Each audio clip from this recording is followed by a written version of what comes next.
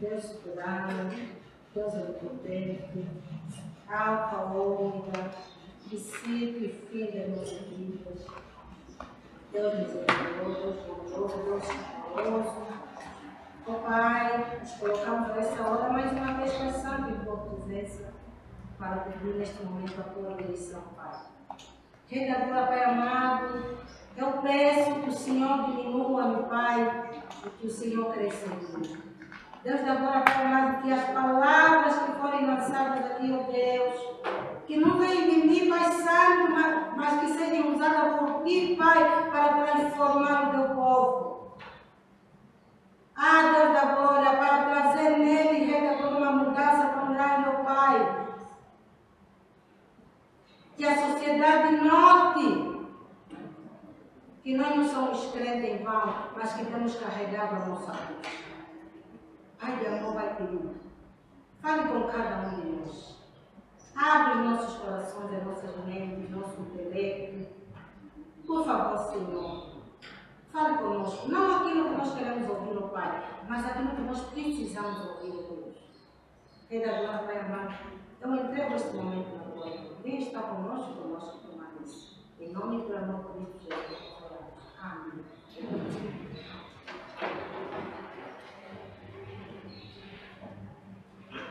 O nosso tema foi lido.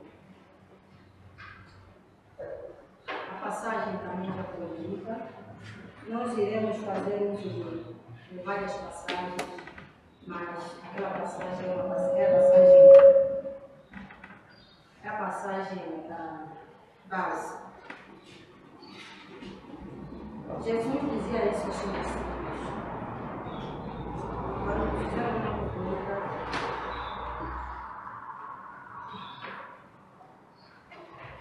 Jesus falava com os seus discípulos, que podia ser mais agora. E ele disse a eles: ele foi dada toda a autoridade no céu e na terra. Amados irmãos, quando eu fui buscar o significado da palavra autoridade significa direito ou poder de mandar, de ordenar, de decidir, de fazer obedecer. Esse é o significado da palavra autoridade. Significa dizer que tudo isso que Jesus tem nos céus e na terra tem o poder de mandar, de ordenar, de decidir e de fazer obedecer.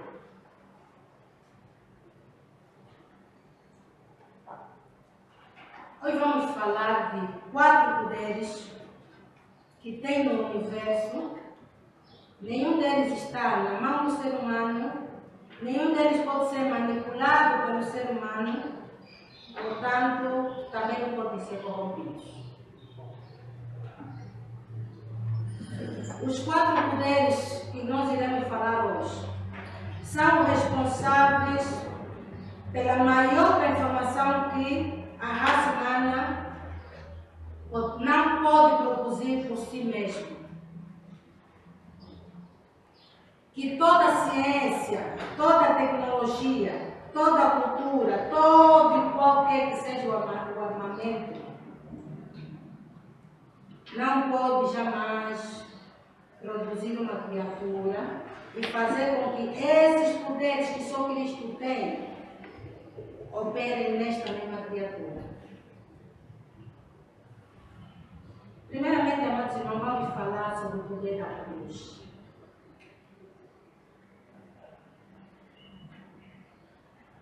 Porque não tem nada que pode nos libertar do pecado a não ser o poder da cruz.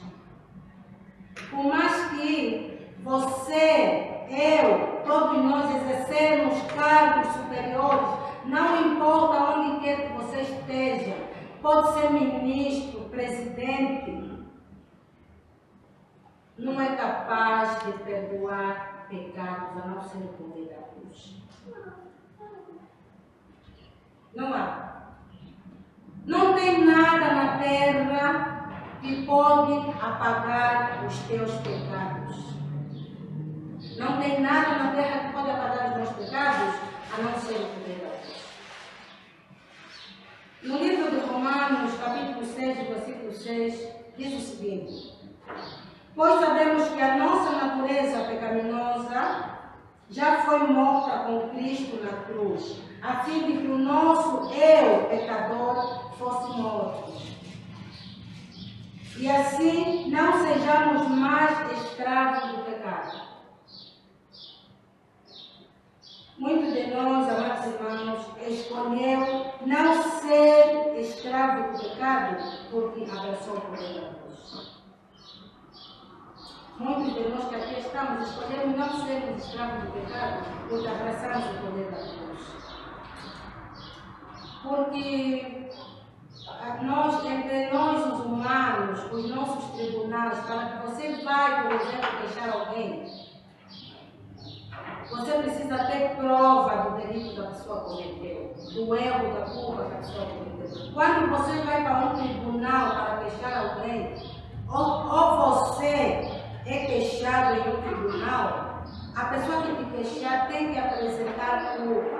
Por isso é que se diz, todos são inocentes até que se prove o contrário. Quem já ouviu essa frase? Todos são inocentes até que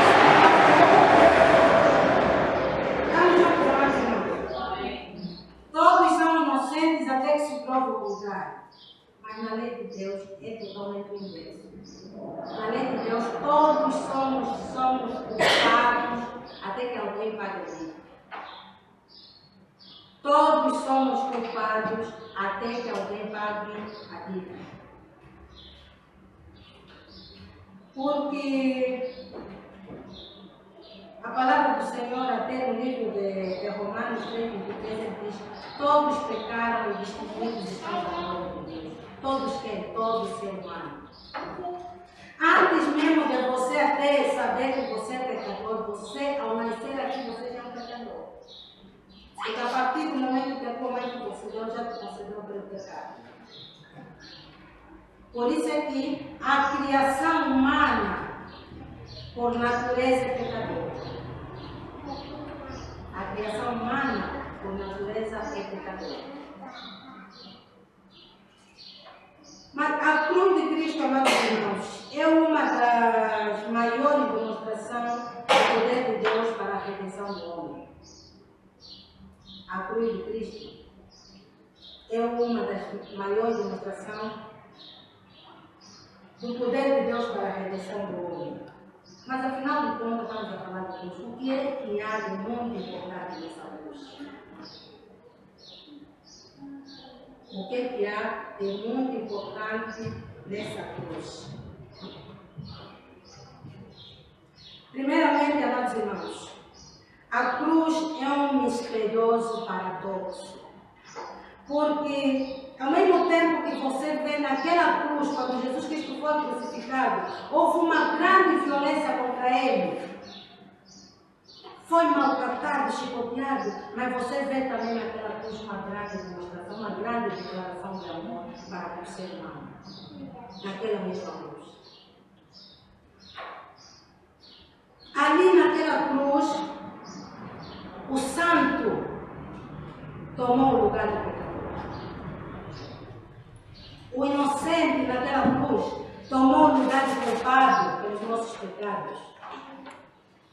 O justo naquela cruz tomou o lugar de transgressor.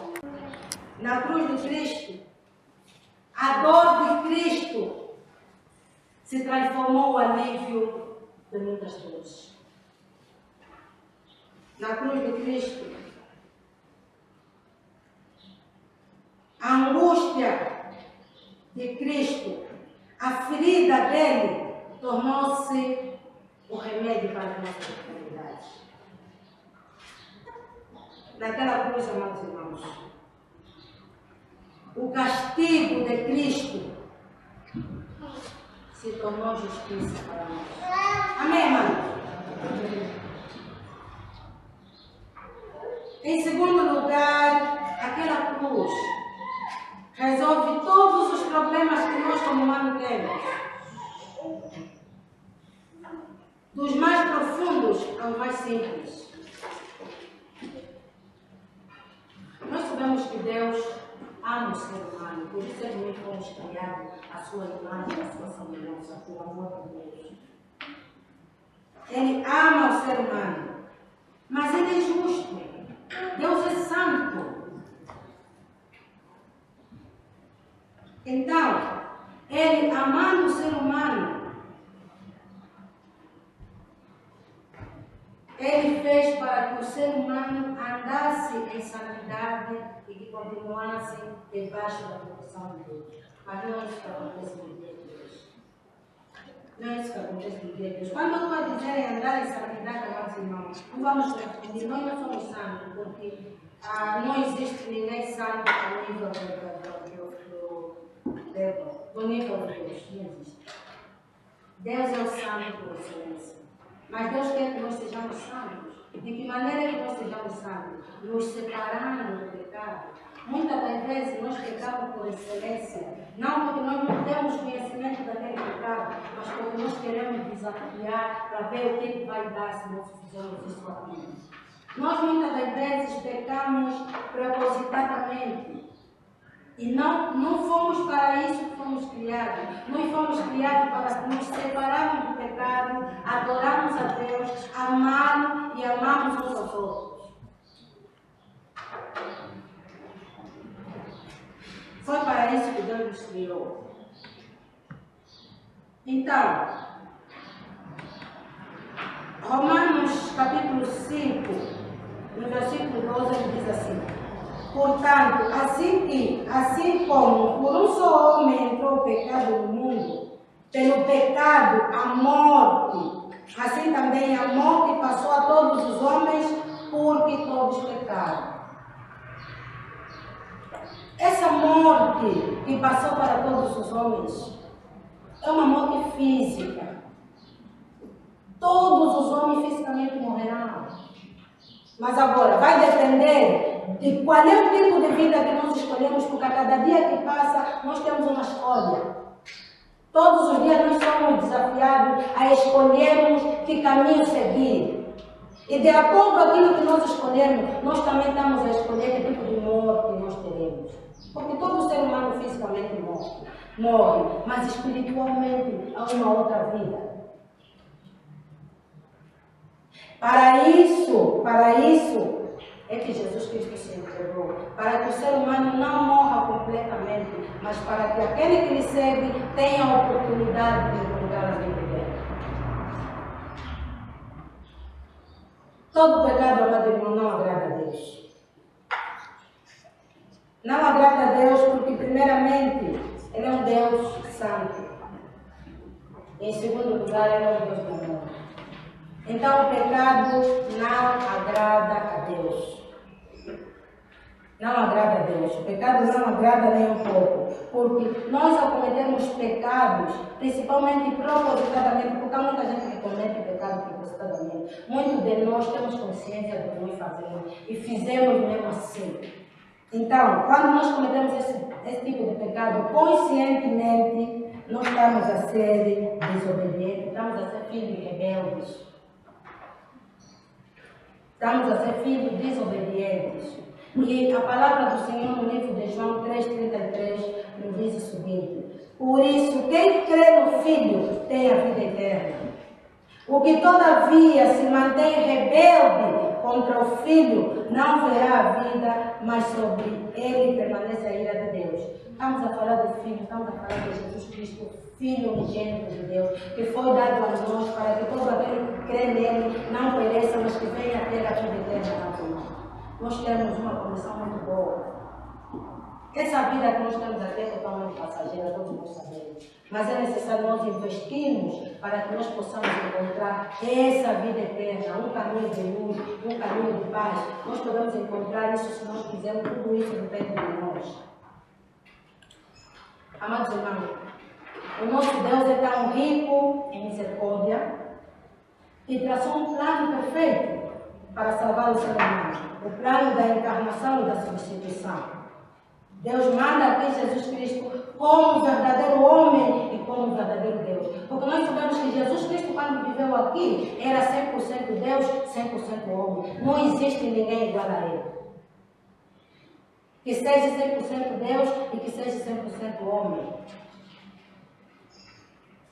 O Verbo se encarnou aqui, o Verbo que ele fez carne e habitou entre nós. De uma forma humilde para pagar as nossas culpas. Imagine que ele, que veio pagar as nossas culpas, viveu de uma forma tão humilde, essa humildade que até hoje nós não conseguimos adquirir, porque nós somos por natureza arrogantes, nós somos prepotentes, nós somos achados, amados que temos muito, que somos diferentes. Nós não somos diferentes porque o nosso propósito para a vida é o mesmo, não importa rico, não importa pobre, não importa branco, não importa preto. O propósito para o qual Deus nos fez, nos criou, é o mesmo para todos. Então não precisamos andar com o nariz empinado, somos todos iguais. Amém, irmãos? Amém. Do ponto de vista de Deus, somos todos iguais. Muitas vezes nós desprezamos pessoas porque não são do mesmo nível que nós.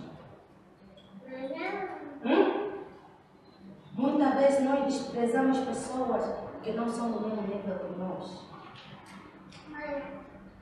Eu estava vendo uma reportagem que alguém convidou uma pessoa para o casamento, mas depois mandou-lhe de novo um convite para desconvidar, porque aquela pessoa não tinha capacidade de estar no casamento. É isso que acontece hoje em dia. Até dentro das famílias há muita separação, porque a mais importante da família a família hoje em dia já não se vê assim de forma hierárquica, tem os mais velhos, depois vem a seguir. Hoje em dia, o mais velho que manda na família é o que tem já. Não importa a idade. Não importa a idade. Quando um jovem na família hoje em dia tem dinheiro, ele já não chama mais título, ele chama título de nome. Isso é verdade, amados irmãos. Se ainda não chegou na tua família, são famílias, as famílias estão a passar por decadência. Por quê? Porque nós não somos humildes.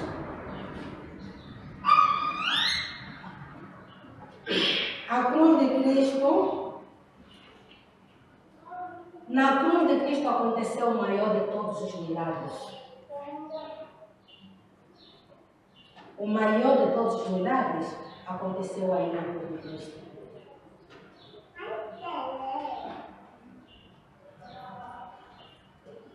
O milagre é esse, da substituição. Porque nós estaríamos sendo crucificados, mas ele foi crucificado por nós. Substituição. Ele foi substituído para pagar as nossas culpas. Ele foi castigado. Na cruz de Cristo, Jesus foi traspassado. Na cruz de Cristo, Jesus foi ferido e foi moído pelas nossas transgressões. Ali foi esse milagre que nos deu hoje a vida. Amados irmãos, ao ler os evangelhos, você pode ler os evangelhos, começando pelo Mateus, o Evangelho de Mateus, você vai encontrar Jesus em várias situações. Há momentos que Jesus está em grandes cidades, há momentos que Jesus está à beira-mar, há momentos que Jesus está nos montes, há momentos que Jesus está nos desertos, momentos que Jesus está nas estradas, pregando, momentos que Jesus está sobre as águas, sobre os mares. Mas a vitória só nos foi dada somente para os cristãos. Significa dizer que nós precisamos fazer grandes sacrifícios para alcançarmos Deus. Nós não estamos a fazer nada. Nós precisamos nos entregar de corpo e alma e espírito, amados irmãos. Porque muitas das vezes nós fizemos uma coisa pequena, mas nós queremos nos gloriar em vez de dar a glória a Deus, nós queremos dar a glória para nós. Não, quando fizemos uma coisa para Deus, a glória é para Ele. O irmão não precisa ficar cínico porque sabe fazer alguma coisa para Deus, porque a glória é para Deus. Quer você ore, quer você cante, quer você estuda, quer você ocupa um cargo grande, consegue dar conta, você é um bom líder. A glória é para Deus, porque foi Ele que deu essa capacidade naquela cruz. Gálatas 6, 14 diz, Paulo dizendo: Mas longe esteja de mim gloriar-me, senão na cruz de Cristo, nosso Senhor Jesus Cristo, pela qual o mundo está crucificado para mim e eu para o mundo. Quando a pessoa chega a esse ponto de crucificar o mundo para ti e você para o mundo, você atingiu realmente a maturidade espiritual. Porque nós gostamos muito de misturar as coisas. Nós estamos na igreja e depois à noite estamos no mundo, depois estamos fazendo as coisas. Não tem diferença. Por exemplo, hoje em dia é muito difícil você notar uma diferença entre o crente e o descrente. Porque o crente, você aqui na igreja, você consegue notar a diferença. Mas da maneira que se vestem aqui, não é da maneira que se vestem fora. Fora, as roupas curtas é a mesma que do descrente. Não tem diferença. A maneira de falar, a maneira de dançar escandalosa, os escândalos que se fazem no mundo, é o mesmo escândalo que uma pessoa que vem na igreja, quando está fora da igreja, faz a mesma coisa. Não existe diferença. Qual é a cruz que o irmão está carregando? Mas o irmão está a mentir para ti mesmo, porque para Deus ninguém mente. Colossenses 2,14 diz o seguinte: anulou a conta da nossa dívida com os seus regulamentos que éramos obrigados a obedecer. Ele achou com essa conta, ele acabou com essa conta pregando na cruz. A nossa dívida foi paga ali, naquela cruz. Por isso é que nós hoje temos essa liberdade de falar livremente, porque nós temos também a liberdade de escolher, porque antigamente, no tempo de Moisés, no tempo da lei, quem cometeu o pecado agora mesmo é castigado. Por isso é que se diz dente por dente, olho por olho.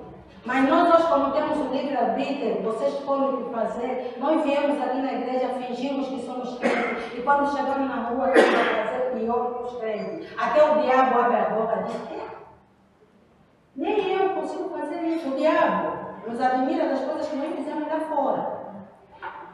Mas nós estamos aqui fingindo que somos crentes.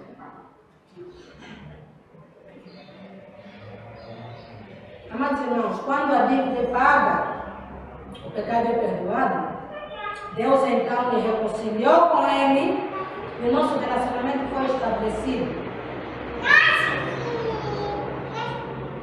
Há paz agora entre nós e Deus. Por isso é que você, quando estiveres a passar por uma preocupação, quando a passar por um problema, não precisa mais pedir a um pastor para te orar. Você própria entra no teu aposento, fecha a porta e fala com o teu pai que está oculto, ele vai te ouvir. Esse é um dos benefícios que nos deu na cruz. Amém? E Romanos 8,1 diz assim: agora, pois, já nenhuma condenação há para os que estão em Cristo Jesus. Não existe condenação para os que estão em Cristo Jesus. Mas verdadeiramente nós estamos em Cristo Jesus? Para que não exista em nós condenação? Porque tem regras para viver com Cristo. Será que nós estamos assim com Cristo? Estamos bem para não existir nenhuma condenação entre nós? Então todos nós devemos refletir. Quando estamos a levar a nossa vida, devemos refletir. Amém, irmãos? O segundo poder. Amém, irmãos? Amém. Estamos a dormir? Não. Amém. O segundo poder é o poder da ressurreição. É o poder da ressurreição. 1 Pedro 1,3 diz: bendito Deus e Pai de nosso Senhor Jesus Cristo, que segundo a sua muita misericórdia nos regenerou para uma viva esperança, mediante a ressurreição de Cristo dentre os mortos. Nós temos uma nova esperança. A nossa esperança, essa ressurreição, o poder da ressurreição que nós estamos aqui a falar, é a ressurreição no último dia, na primeira ressurreição, onde vão ressuscitar os santos. Na primeira ressurreição, ressuscitarão os santos. Essa ressurreição, porque quem é o primogênito da ressurreição é Cristo. Cristo ressuscitou. Depois nós só vamos ressuscitar quando Cristo. Então, essa nova esperança que Ele nos dá é essa esperança da ressurreição, amados irmãos. Porque se nós estamos aqui hoje, aqui nós viemos, deixamos tudo o que temos, é porque nós temos a esperança da vida eterna, não é verdade? Porque não tem outra finalidade. Nós não vamos encontrar Cristo em nenhum sítio agora. Agora, só esse nosso relacionamento com Ele, em oração, em súplica, em trabalhos, nos entregamos assim, mas nós não vamos ver Cristo face a face. Mas nós temos a esperança que naquele dia, todos que estiverem em Cristo Jesus verão. Todo olho verá. Esse é o segundo maior poder que não está também na mão dos homens. Não está. Imagine que se esse poder da ressurreição estivesse na mão dos homens, quantos dirigentes já teriam escrito para ressuscitar no último dia, né? Dinheiros. Deviam pagar tanto dinheiro porque têm dinheiro para ressuscitar no último dia, mas esses poderes não são manipulados pelos homens. Simplesmente são operados por Cristo. É necessário que nós estejamos com Cristo para que nós possamos então ter acesso a esse poder. A ressurreição no último dia. Somente Deus. O poder da ressurreição pertence somente a Ele. Somente a Ele é que pertence a esse poder. Paulo fala que Deus nos regenerou para uma viva esperança mediante a ressurreição de Cristo Jesus, dentre os mortos. Amados irmãos, nós sabemos que a Bíblia, tudo que nós estamos aqui a falar, são coisas que são reveladas na Bíblia. A Bíblia fala-nos de ressurreição. Haverá uma ressurreição para a vida e haverá uma ressurreição para a morte. Uma ressurreição para a vida eterna e a outra para a morte eterna. Mas nós temos a esperança, nós que fizemos a vontade de Cristo, nós que nos sacrificamos para caber na vontade de Cristo, nós temos a esperança da ressurreição da vida eterna, não da morte eterna, mas da vida eterna, que Jesus Cristo dará para todo aquele que perseverar até o fim. E quando nós falamos de perseverança, nós falamos do terceiro poder, o poder do Evangelho. Para que nós possamos estar seguros e perseverar até o final, nós temos que estar com esse Evangelho na nossa vida, dia após dia, meus irmãos. O Evangelho continua sendo pregado a uma velocidade muito grande hoje. Você se vê hoje, há muita coisa acontecendo. Os sinais todos que foram dados por Cristo, quando visse esse sinal, o tempo estaria próximo. Nós hoje todos estamos a viver esses sinais. Significa que a vida de Cristo está próxima. Porque os sinais que ele disse, os sinais aconteceriam, os sinais estão acontecendo. A palavra está a ser pregada a uma velocidade muito alta, muito grande. Significa dizer que há muitos sítios que nunca ouviram falar de Deus, mas hoje prega essa palavra e essas pessoas entendem. Mas muitos de nós ainda nos envergonhamos do Evangelho. Muitos de nós não conseguimos falar aos nossos amigos o verdadeiro Evangelho de Cristo. Romanos capítulo 1, versículo 16 diz o seguinte: pois não me envergonho do Evangelho, porque é o poder de Deus para a salvação de todo aquele que crê, primeiro do judeu e também do grego. Não importa qual seja a tua língua, não importa qual seja a tua família, não importa qual seja a tua tribo, mas esse poder do Evangelho é o poder para a salvação do ser humano. É o poder para a salvação do ser humano.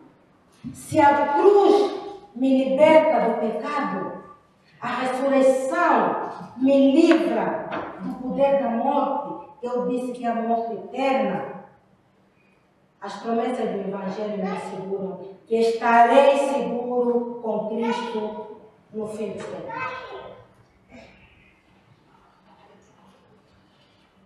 O Evangelho me assegura isso, porque se você for ler a Bíblia constantemente, você vai encontrar promessas. E tem mais uma coisa, ele disse assim: muitas vezes nós tentamos até adivinhar como será o céu, como será o inferno, como será. Na nossa mente fazemos manipulações de como será aquilo. Há mesmo profetas que chegam a dizer que já falam no céu, voltaram, já falam no inferno, viram como é que é. Tudo mentira. Porque a Bíblia nos diz que nem olho ouviu, nem ouvidos ouviram o que está preparado para todos aqueles que perseverarem até o fim. O que está preparado para todo aquele que crê em Deus, para todo aquele que se sacrificar até o fim, é algo que ainda não se viu no mundo, porque nem imaginamos. Então, meus irmãos, vamos nos entregar a Deus, de corpo e alma e espírito. Deus tem o poder de manter a sua promessa, que é a promessa da vida eterna. Deus tem esse poder. Deus também tem o poder, se nós estamos com Ele, de nos manter fiel até o fim. Vamos falar agora do quarto poder.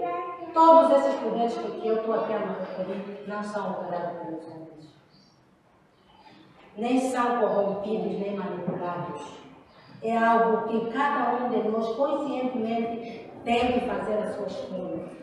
Esse é o livre-arbítrio que Deus nos deu. Nós não dependemos, o nosso pensamento, o nosso coração não está ligado com o de ninguém para dependermos do ciclano, do da fulana. Nós temos que depender de nós mesmos. Se as pessoas que estão ao nosso redor não têm problema deles, porque a salvação é individual.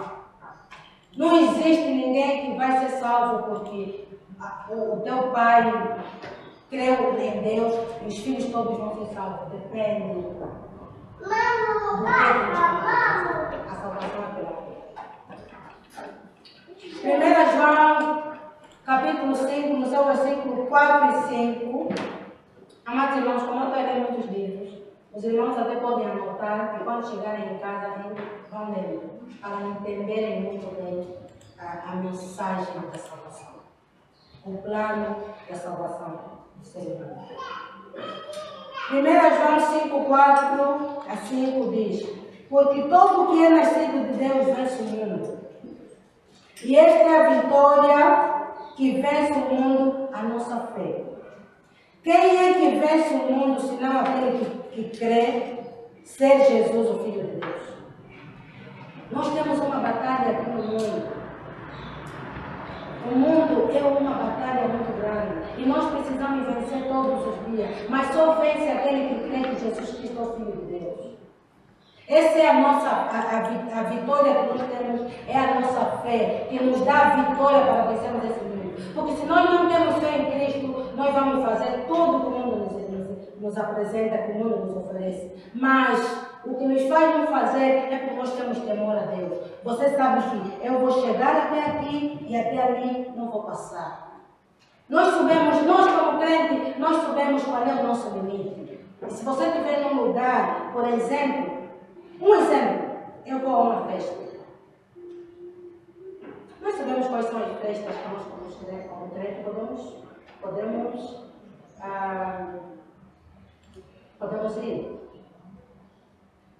Há, por exemplo, muitos nomes de festas que aparecem.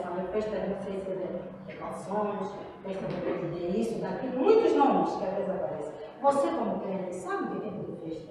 Se, por exemplo, vem dizer festa, um exemplo de chuchuado, ou que uma vez já havia sido, você já sabe o que vai se fazer naquele lugar. Se você, como crente, prepara-se para ir à festa, você vai conscientemente para participar naquilo que vai ser feito naquele lugar.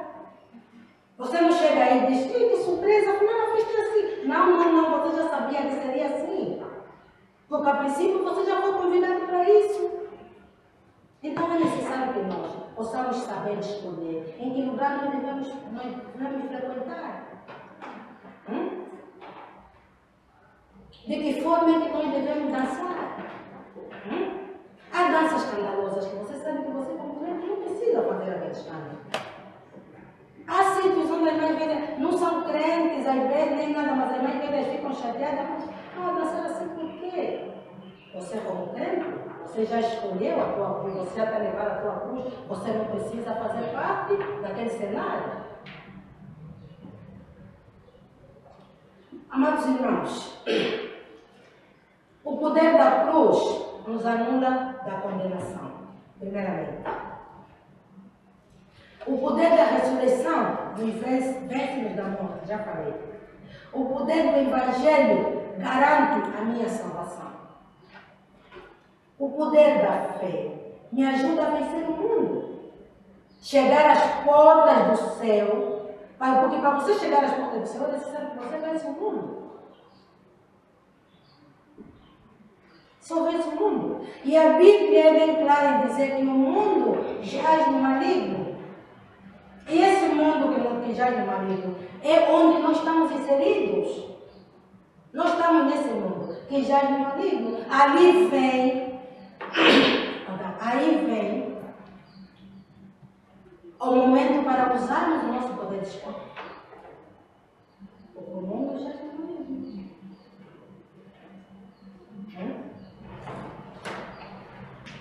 Nós devemos escolher em que lugar estar.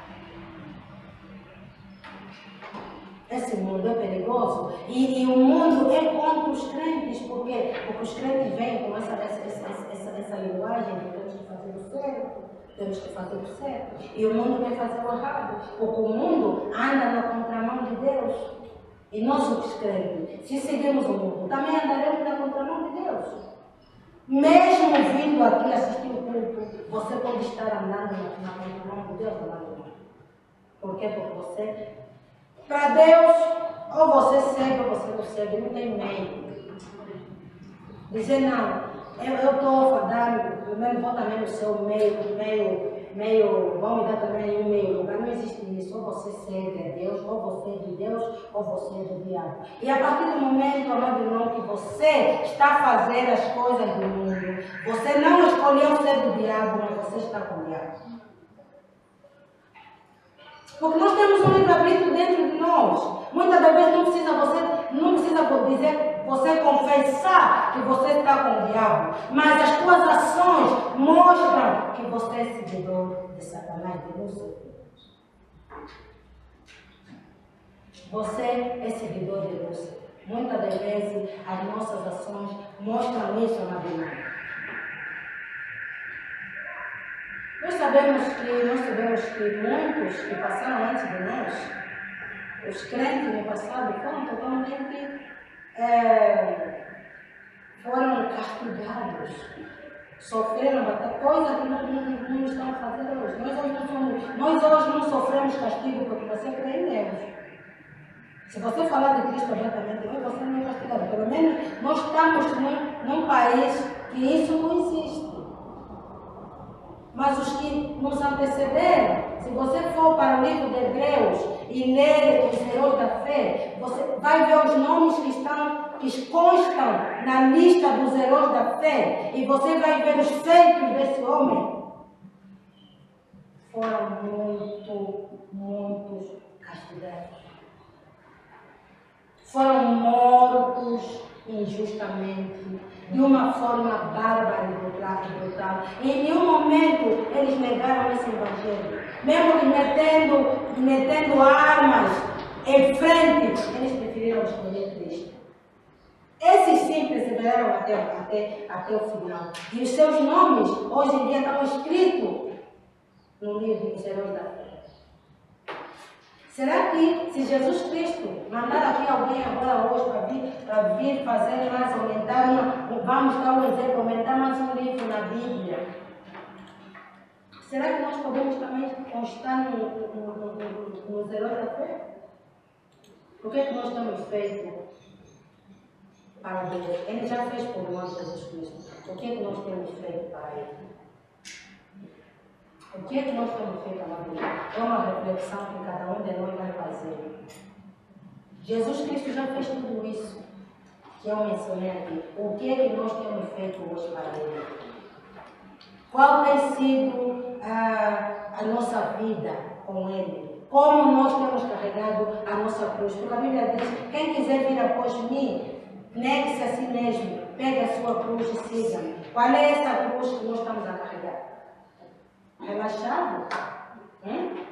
vestindo o que quiser, comendo o que quiser, dançando como quiser. Você diz que estás a carregar a cruz de Cristo, tem ali algum sacrifício para que nós carregamos a cruz de Cristo, nós devemos fazer sacrifício. Quais são os sacrifícios que nós temos feito, que diz que eu vou fazer esse sacrifício porque quero alcançar a salvação? Essas são reflexões que o irmão vai se fazer.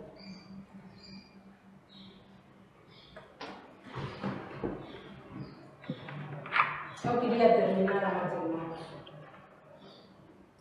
deixando um desafio para cada um de nós. O poder da cruz,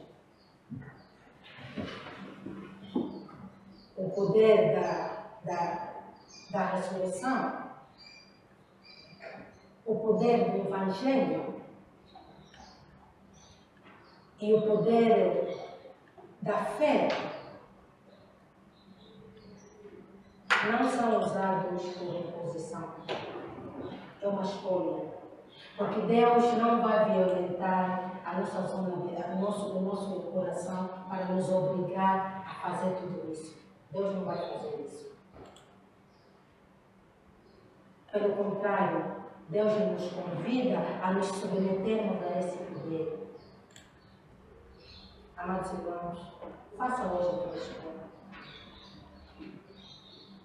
Porque cada um de nós sabe no fundo do coração o que faz de certo e o que faz de errado.